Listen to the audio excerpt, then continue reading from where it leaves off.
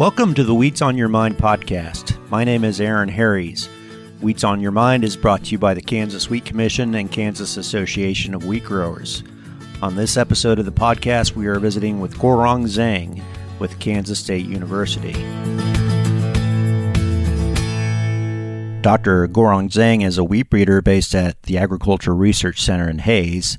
He develops hard red and hard white winter varieties for Kansas and surrounding areas. Some of his varieties released include Joe, KS Dallas, KS Silverado, KS Big Bow, and KS Bill Snyder. Prior to joining Kansas State University in 2012, Dr. Zhang worked as a biofuel crop breeder at Tennessee State University and barley breeder in China. He got his postdoctoral training in fields of soybean breeding and sweet cherry breeding at Michigan State University and earned his PhD degree in plant breeding from North Dakota State University. Guorong, we're glad to have you on here on the podcast, and I wanted to take the opportunity to visit with you today. And you've been the wheat breeder at Hays for a long time now, it seems, and want to get to know you a little bit better. And I don't think a lot of people know very much about your background. So why don't we just start with this? I think you grew up on a farm in China, did you not? So thanks for having me on. So I grew up a small farm in China. It's very little land my parents have. It's kind of a contract with government. This land is not owned by my parents. It's belong to government. So I think maybe only quarter of an acre or something. It's very small. Wow. Farm. So I grew up. And what part of China is that? It's in kind of eastern China called it's Zhejiang province, close to Shanghai. That's a big city.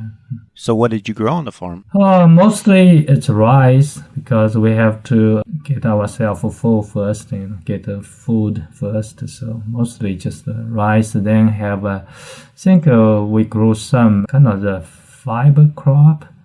We call it jute. I think it's a fiber crop. We kind of as a cash crop, so we sell those fiber to the market to get some cash or something. Had the farm been in your family for a while? Yeah, it's been a while since I think it's always the land always government contracted to my parents, and so until recently, I think maybe 10, 20 years ago, the development of industry in my hometown, so a lot of land actually was kind of taken by, build those factories, those, buildings. And so now it's very little land left in my family, so.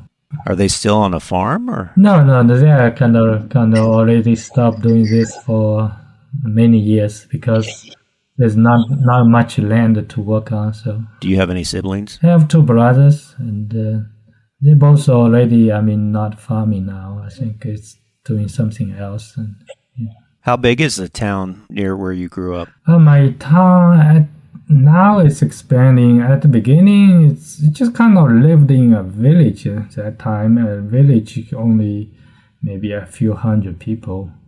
And now it's kind of belong to a town, a city, nearby city. So that city, the town has about, I think, over 100,000 people. It has grown like a lot of other towns. And have the farms gotten bigger too over the last few years? Yes, the farm actually become smaller and smaller because the town is expanding. So Really? Wow. Kind of fewer and fewer acres of land for farmers to. Where did you go to school when you were a little kid? Just kind of nearby, schools, the elementary school and the middle school, and then that's a junior high. Then when I was, the high school, I went to a big city, kind of the number one middle school in the county, so kind of a little bit far away from my hometown. Kind of maybe take the train maybe a few hours. So I live in a dorm over there. So Oh, okay. So you lived on kind of a campus when you went to school. Yeah, the high school that time I lived in school. So, Had agriculture always been the field you wanted to study?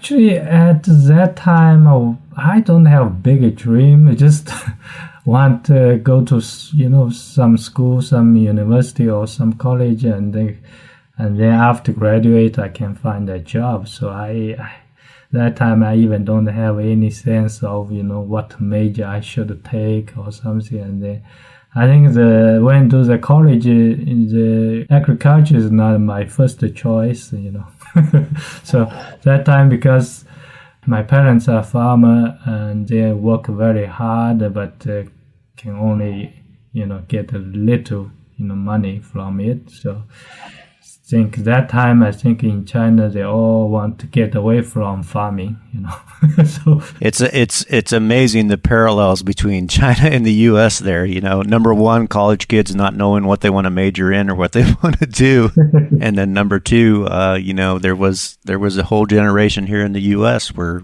kids didn't want to stay on the farm because you couldn't make money on it. So it's interesting to hear it was kind of the same there in China. Yeah, that's true. Yeah. So what university did you go to when you were in China? That time I went to the Zhejiang Agricultural University. Yeah, that time the university is very good in agriculture. Do you have to pay for any of your school, or did the government pay for all of that? That time I don't need to pay anything. I think the government even give you some monthly, every month give you some money to you can buy some food or something. Only like a few universities, the government give money to, like agriculture university, the teaching university, those universities, the government give money to the students. Yeah.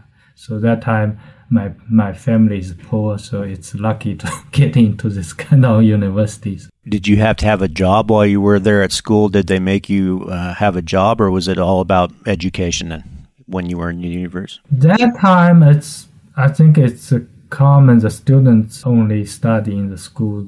We don't have actual work, actual job to work on. And the government gave us money anyway, so it's almost enough for the food. How many students in that university? That university, I think I have about 30,000, I think. Okay, medium-sized university there. When did you start thinking about, or how did the opportunity come about to come to the United States? It's a long story because, we've got time.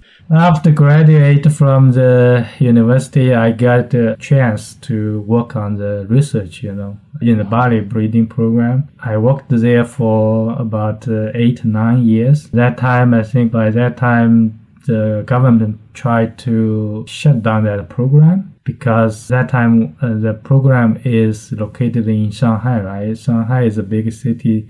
They don't need much barley breeding, barley research, so they want a lot on the vegetable stuff, because the city has a lot of people need to eat the vegetables, all those stuff. The barley is not the main food, even not a staple food, so it's not rice or whatever. So they want to shut down, and then I have to switch to different stuff. So that time I thought, okay, I maybe need to, broaden my view or something and get more knowledge, and then I have more kind of techniques to kind of find a different job or something. Then at the beginning, I thought I kind of asked our institutions that if I can study the PhD, just in China, find some program to study, but they didn't approve. Then I started to apply,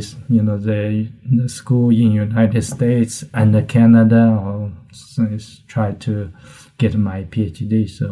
So eventually I find a chance. I found a position in North Dakota State University, have the assistantship. So that's how I get into American. So what year did you go to North Dakota State? That's 2003, yeah. Interesting that a lot of people that are here at K-State have either been at North Dakota State or vice versa. There's kind of a pipeline between the two universities, and wheat is very important between the two. You got your PhD at North Dakota State or other degrees? North Dakota State, that's a plant breeding degrees. It's in a spring wheat breeding program. It says you were a biofuel crop breeder at Tennessee State University. Tell us a little bit about that. That one is a kind of new breeding program. When I get there, I think I have to start from zero.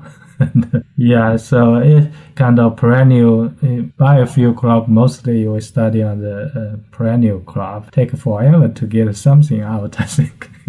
So, yeah, I started with kind of 2 species first, Miss Kansas, and then another.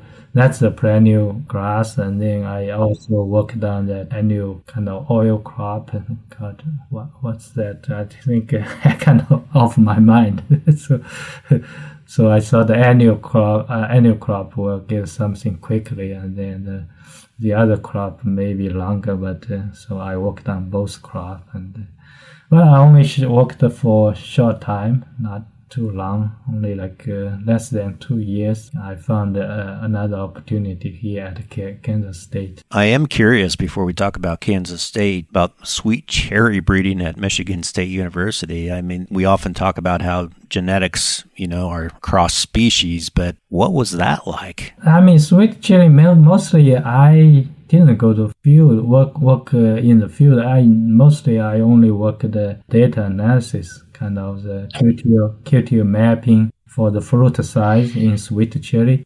Because I think the sweet cherry program paid a kind of part of the salary, so I worked on the data analysis. The main job is on the soybean breeding, actually. Yeah, you had some experience in that too. So you started out at Hayes in 2012, and you followed Dr. Joe Martin. And when you came to the program, he was a pretty famous wheat breeder out there, and you started in western Kansas. What were your goals when you came to Hayes at K-State? What did you want to do with the program? Yeah, at the beginning, I think it's a learning process because I never actually worked as a program leader before. I did a little bit in Tennessee, but it's a very short time. But the K-State is really started the kind of my own breeding program. Yeah, and at the beginning, I think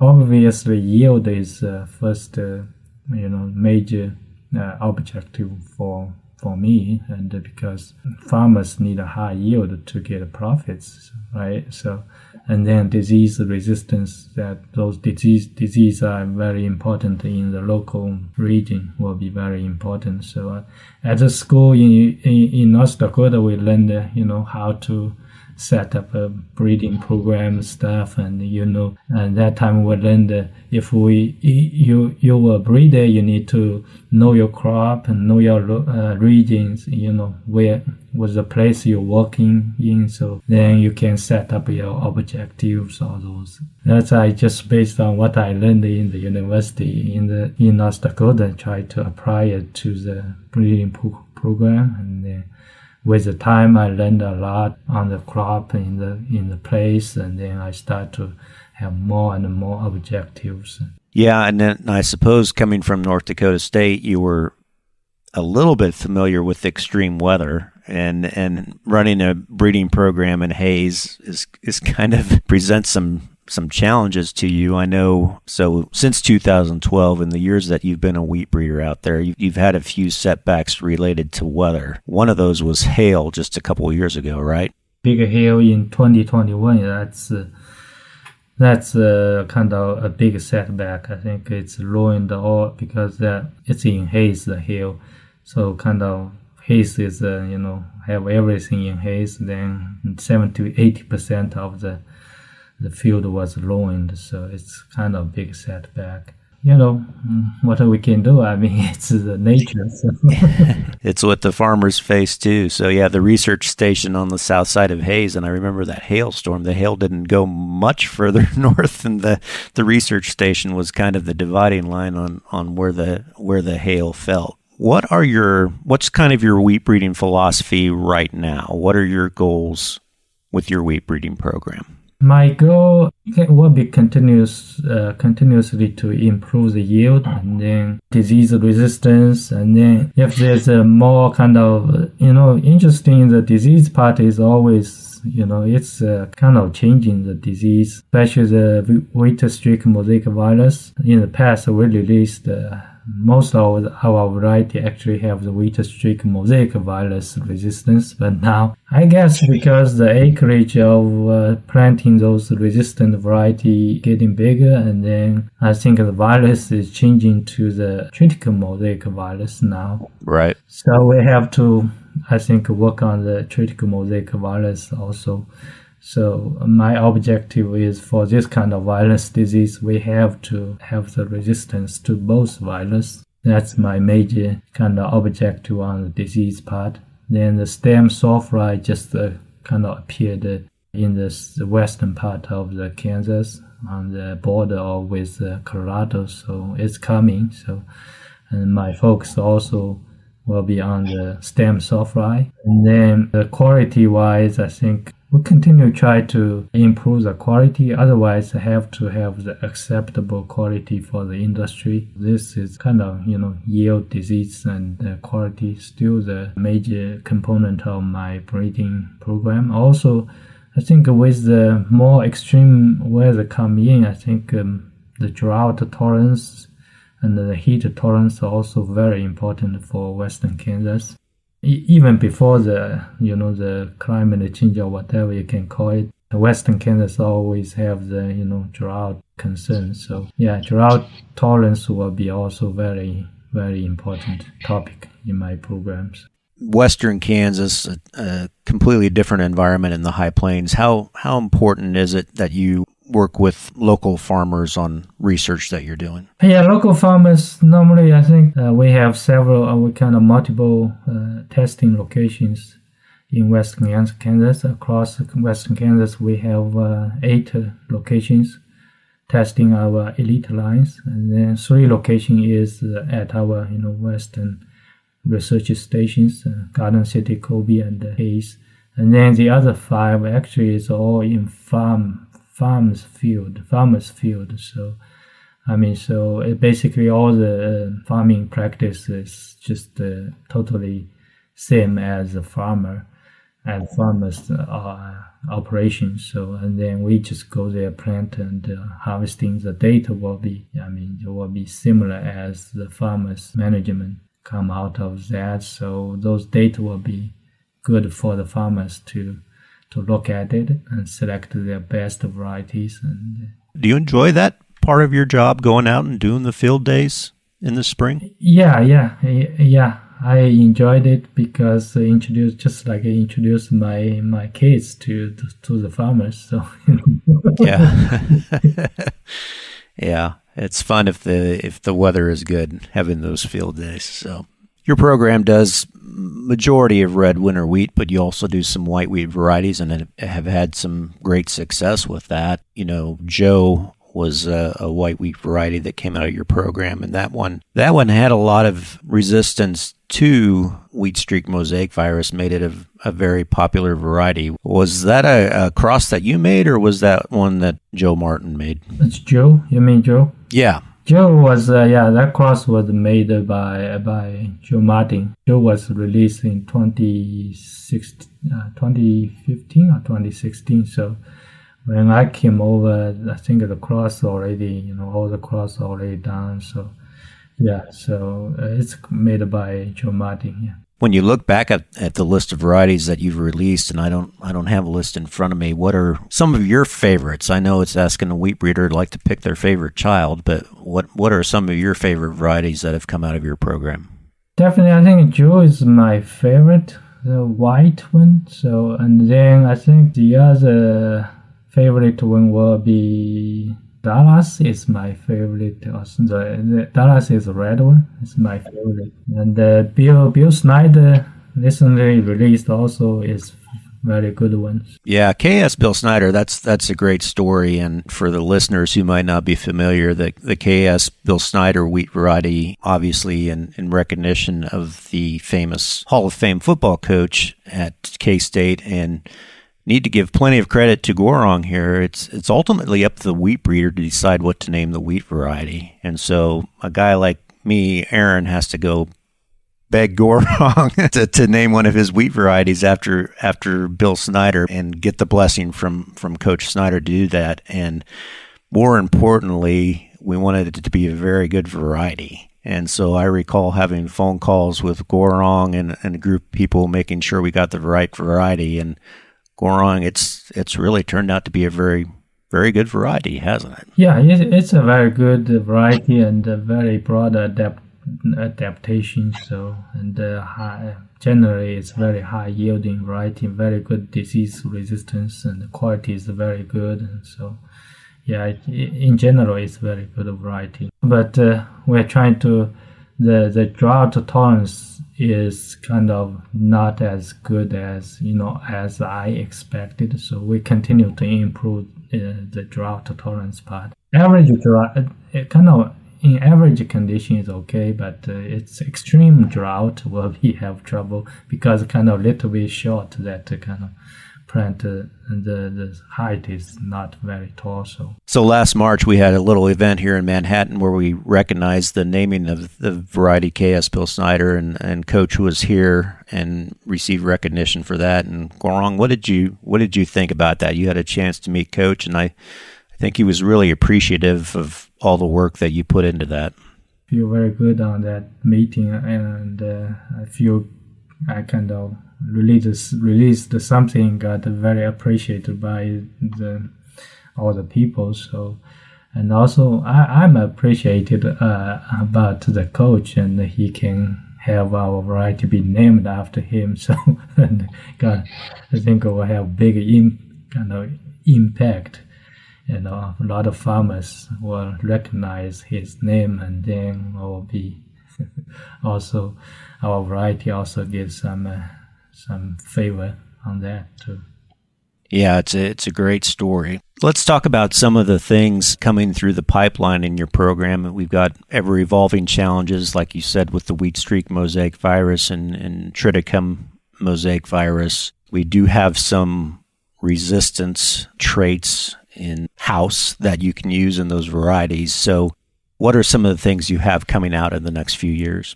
Next year, actually it's this year, I have two that will be potential release one for the Western Kansas, one for Central Kansas. I think the one for Western Kansas have kind of intermediate triticum mosaic virus resistance, plus that wheat streak mosaic virus resistance. And then all the other, there's a kind of stripe rust resistance, leaf rust resistance, stem rust resistance, and it's a very, very good one. And also, I think the drought tolerance will be better than the Bill Snyder, and the yield potential is also very high, and the quality also very good. So I'm kind of very happy with this line if it gets released this year. And then the one for Central Kansas, actually, it was always, I think, number one, number two in Central Kansas. It's very good yield. That's the kind of the two for this year. Then I was trying to improve that because in wheat, actually, we don't have the real resistance to the triticum mosaic virus. Try to incorporate that WSM3 from the wild species into our wheat. But that WSM3 always have several, drawbacks and the shortcomings, like the wind hardiness have problem, and also the quality have issues, the yield drag, all those stuff. And it's not easy to overcome all those kind of drags, but try to. It's getting better and better. I think a few lines with the WSM3 actually got kind of good wind hardiness now.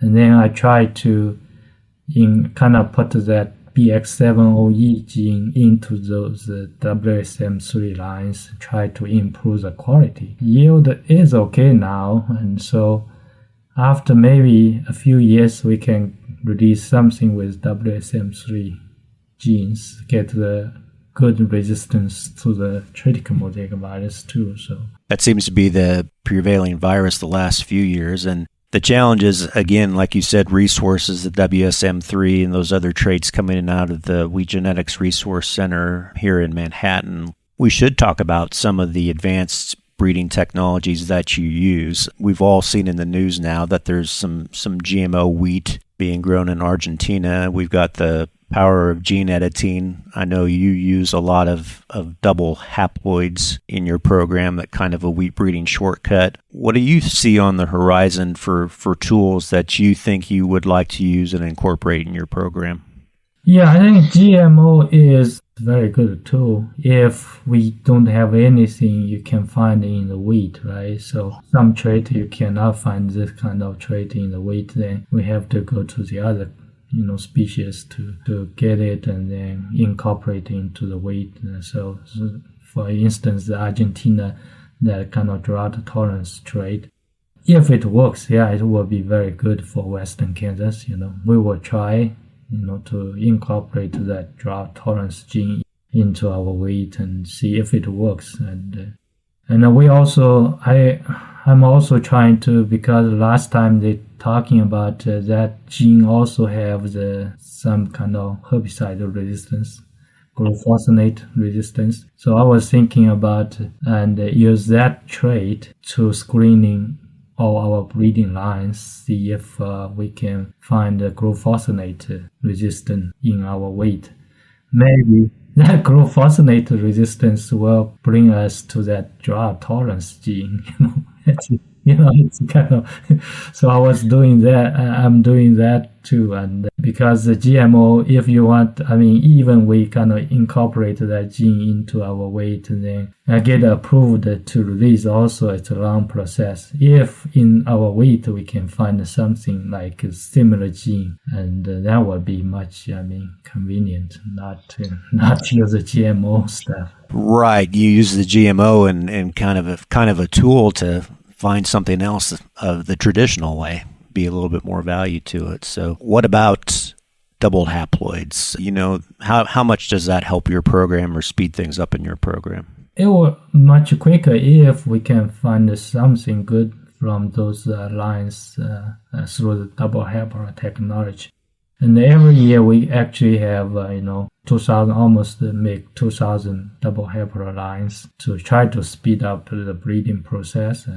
But I think 2,000 lines actually compared to our, the traditional lines is it's a very small portion actually, right? So normally we have like 20 to 30,000 heteros or whatever. So it's similar as kind of at the beginning, the double haploid line, we also put into heteros first and then to the short row first and kind of. So only like 2,000 lines, only like 10% of our kind of normal number of breeding lines actually. So the successful rate is not very big. So, but we are kind of improving. Like the one that we are going to release this year for Central Kansas, actually from the double haploid technology. Also, the one that we released the Snow Fox, actually is through the double haploid technology. So we are getting something out of the double haploid technology. If we our program can have like 10,000, 15,000 double haploid line per year, then have big chance to get something good stuff out of the double haploid technology.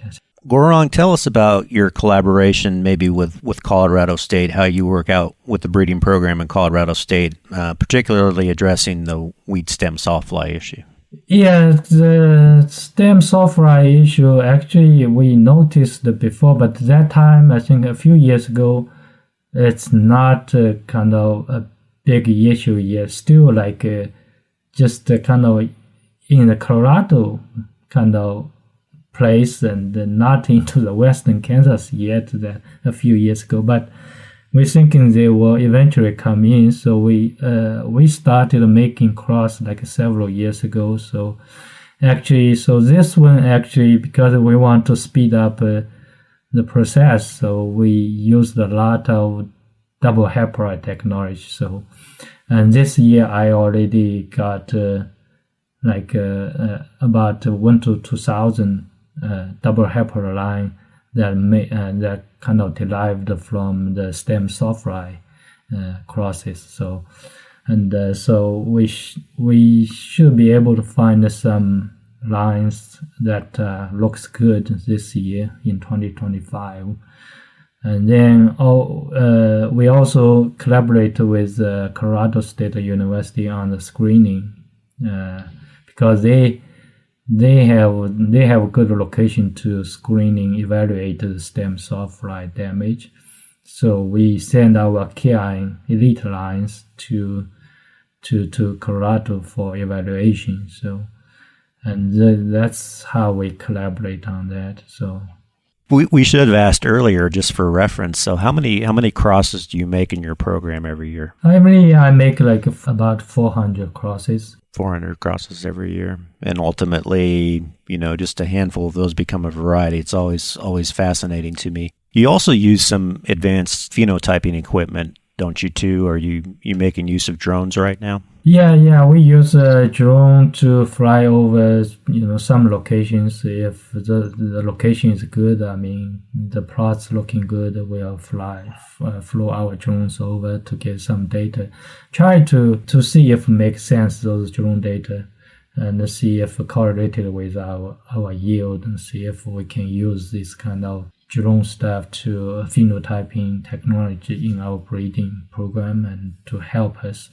But it's just starting, so I'm not sure how this can help our breeding program, because I did a correlation for some data. Seems like it's pointed, it's the correlation is kind of medium, above a medium, like 0.6, 0.7, but if we have the yield data, I think I would prefer just follow the yield data.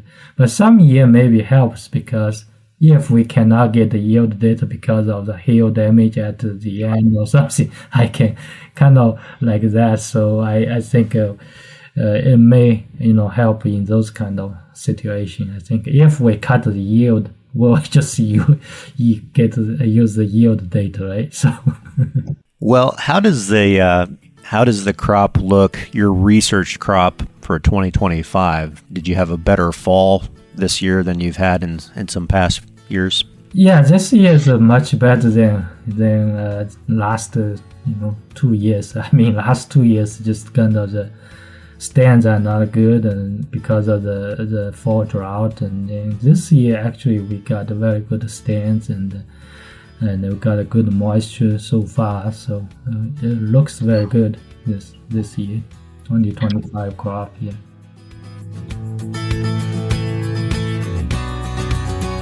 My thanks to Guorong Zhang for being the guest on this episode of the podcast. If you have a question or a topic to follow up with him or other episodes of our podcast, please email us at kswheat@kswheat.com. I'm Aaron Harries. Thanks for listening.